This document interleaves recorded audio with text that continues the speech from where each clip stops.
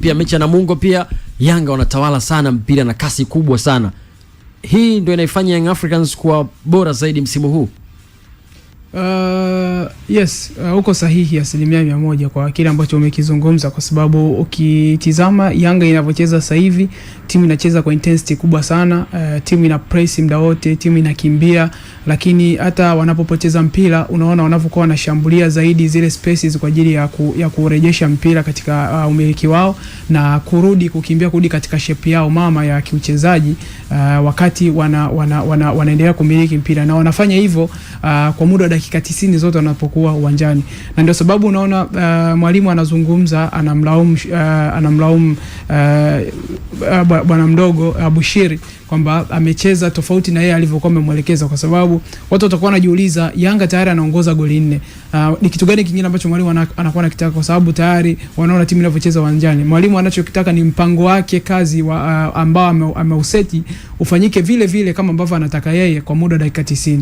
Watu wengi walikuwa wanamzungumza Pep Guardiola kwamba yeye mpira anaofundisha mchezaji akienda kinyume tu na ambavyo anafundisha, hata kama timu ikapata goli kutokana na ule mchezo ambao mchezaji ameucheza, utamwona mwalimu hajafurahishwa. Yani timu imepata goli lakini mwalimu hafurahi. Ni kwa sababu mwalimu anataka simamie katika misingi yake ya mpango kazi ambao ameusuka wa timu iweze kuifanya.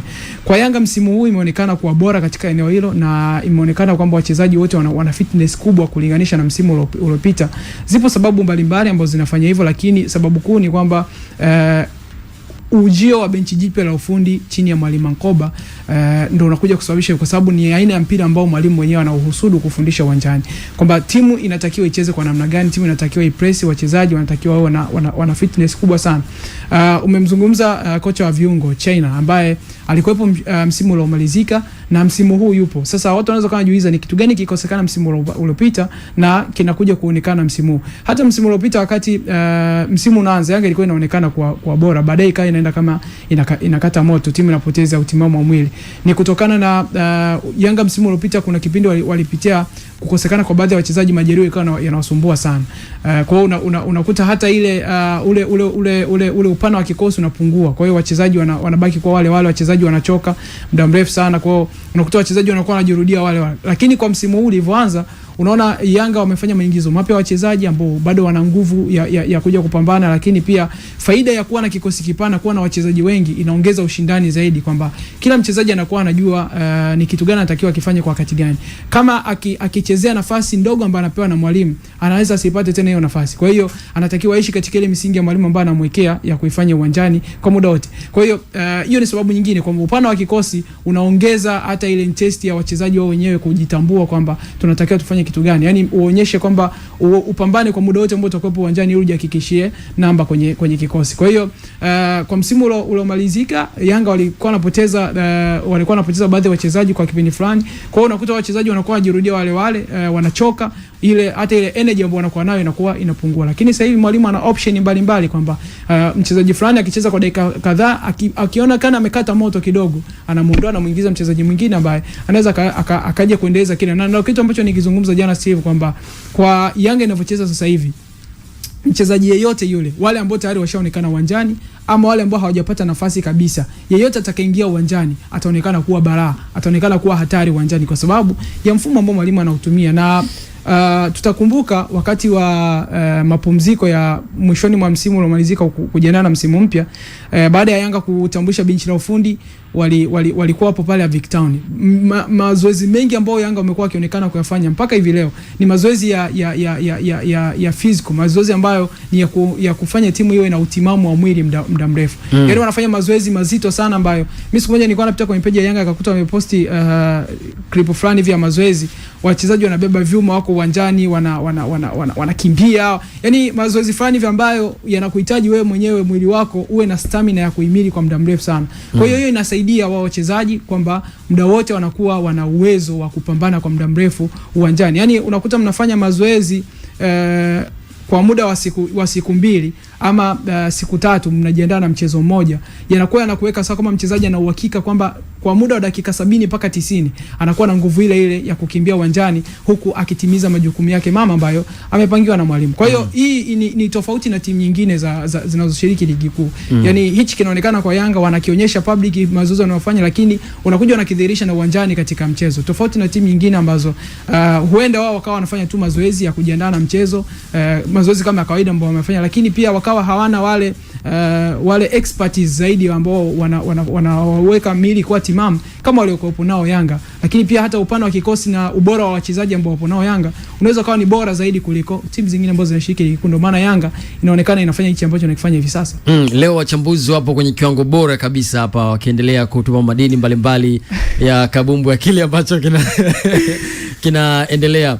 Bana, nikipitia kile ambacho umetuandikia katika upande wa ujumbe mfupi wa maandishi pamoja na kumkosoa Chuga Boy, lakini kuna neno nzuri kwa Chuga. Kocha alisema kwamba kasifia sana kipaji chake na Chuga akalichukua kwa lengo chanya, anaweza akanufaika nalo. Ni muite Sam wa Dom Yanga Damdam ametuandikia hivyo. Shukrani sana. Lakini pia nimeona kiukweli Hamisa wewe mchambuzi wa viwango vya lami kweli, congratulations.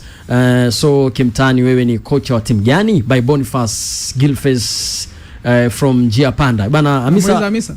Chama lako mtani unafundisha timu yote Hamisa? Mtani. Una timu unafundisha? Yeah. Uko na timu moja na kocha wako Alberto au kila mtu kocha? Hapana. Na timu yake? Mimi karibuni sana Kimarasuka. Okay. Anacheza. Sasa hivi nafundisha tu timu ya vijana. Mimi ni watoto wadogo na sababu ilifanya tukavunja timu za vijana ndio kama hiyo. Kwamba vijana. Yeah. Sawa. Kwenye line ya simu nipo na kocha wa zamani wa timu ya viungo ya Coast Union pamoja pia na mkufunzi pale katika kituo cha TFF kule Tanga, Dani Mbilinyi. Habari yako mzee wangu? Salama kabisa kaka. Kwema. Tunazungumza hapa kuhusiana na Young Africans, kile ambacho wanakifanya msimu huu kutokana na uwezo mkubwa wa viungo, pia performance nzuri, lakini pia wachezaji wakikimbia sana uwanjani. Pengine hili unalizungumziaje kwenye fitness Young Africans msimu huu? Nazungumzia in positive way kwa sababu fitness ndio roho ya mpira wa sasa. Unapozungumzia football fitness au unapozungumzia football science unazungumzia fitness. Ndio. Kwa jinsi wanavyocheza Yanga, performance yao msimu huu unaiweka katika level gani ya fitness? Anaiweka katika level ya juu kwa sababu kitu ambacho kinaonyesha ni ile performance ya ujumla. Yani ukijumlisha, ukiona timu namna ambavyo inaonekana katika hizo momenti zote, wakati wa kushambulia na wakati wa kuzuia, kwa sababu hiyo utaiona na timu ambayo iko vizuri kwenye fitness hasa utaipima hasa kwenye wakati ambapo hawana mpira, wakati wa kudefend ndio utaona namna gani hiyo timu ina uwezo. Ndio. Kwa kile ambacho kimetokea katika michezo mitatu ya Yanga mbele ya mnyama Simba kwenye ngao ya jamii, mchezo wa kwanza dhidi ya Namungo, Coast na jana pia JKT Tanzania, unaona kwamba Yanga walikuwa vyema kwenye eneo la fitness kuliko timu hizi ambazo wamecheza nazo? Hilo halipingiki, lakini pia hata aggressive ya wachezaji unaona kwamba kuna kitu ambacho wanakihitaji. Ujue kwenye mpira au kwenye timu kuna vitu viwili, kuna kuwa na strategy, lakini pia kuna kitu kinaitwa tactics. Strategy ni belongs to a coach. Mwalimu ndio ambaye anakuwa na mipango mikakati ya timu, lakini zile mbinu zinabebwa na wachezaji. Sasa kinachoonekana ni kwamba mwalimu ana mikakati na wachezaji wanaipokea ile mikakati ya mwalimu na wanaitekeleza ipasavyo. Sasa hicho ndicho kinapelekea kuona timu hii inafanya vizuri au Yanga inakuwa iko vizuri. Kuanzia mchezaji mmoja mpaka timu nzima ukiangalia unaona wako aggressive na wanajua wanachokitafuta, kwa sababu siku zote kwenye ligi kinachotafutwa ni matokeo. Hakuna kitu kingine. Ndio maana unaona wao wakicheza focus ya kwanza ni kushinda. Huwezi kushinda kama timu yako hujaiandaa vizuri, kwa sababu kile ambacho kinaonekana uwanjani ndicho ambacho kimeandaliwa nje ya uwanja. Kwa pale wanakuja kuapply kuonyesha kile kitu ambacho wamekiandaa. Kimbinu kwa mwalimu kuwa na wachezaji ambao wako vyema kwenye fitness ina faida gani? Ina faida kubwa kwa sababu tunapozungumzia football fitness ndio tunazungumzia mpira wa sasa. Kwa nini? Kwa sababu hapa tunaangalia uwezo wa mchezaji kuweza kustahimili kwenye mchezo husika, yani ule muda wa mchezo husika, kama ni dakika 90 au dakika 120. Kwa ule uwezo wa kustahimili, ndio huo tunasema hiyo ndio fitness, kwamba timu inaweza ikacheza kuanzia dakika ya kwanza mpaka dakika 90 au dakika 120 pasipo kupoteza ile energy na ile nguvu yao ya kucheza. Kwa ile speed na kasi inaonekana, lakini wepesi, haraka wa kwenda kufanya matendo na nini, wote unatokana na hiyo fitness. Kwa mchezaji akiwa fit, kwanza anakuwa na confidence, lakini pia mchezaji akiwa fit anaweza kufanya kitendo chochote cha mpira, yani yeye ulazimisha mpira, sio mpira unamlazimisha yeye. Kwa yeye anakuwa anauamrisha mpira. Shukran sana. Au na la kuongeza Misa kwenye ambayo amezungumzwa? Asante sana Sadan, na nikutakie usiku mwema na maulidi safi kabisa. Asante sana. Aya, shukran sana. Na tumemsikia hivyo teacher huyu, kocha wa zamani wa viungo wa Coastal Union katika msimu uliopita, akizungumzia jinsi ya faida za fitness, na yeye alikuwa akifanya kazi hapo. Nikiangalia kile ambacho umetuandikia katika ujumbe mfupi wa maandishi hapa, asante sana ndugu zetu wengi. Kalibwembwe kutokea Tanga kwa Njeka Costi, kutokea Tanga kwa Njeka Costi, tuwafeli wapi jamani, akituandikia hivyo. Kule YouTube pia kuna ndugu zetu wengi wametuandikia, na ikiangalia kule YouTube mjadala mkubwa kabisa ambao watu wanazungumza ni juu ya Chuga Boy, kile ambacho mwalimu amekizungumza. Nikipitia hapa kwa haraka, Abbas Maganga, chambueni lakini Yanga bingwa, akituandikia hivi. Sara Joel ametuandikia, ni kweli jamani, tusimlaumu kocha yeye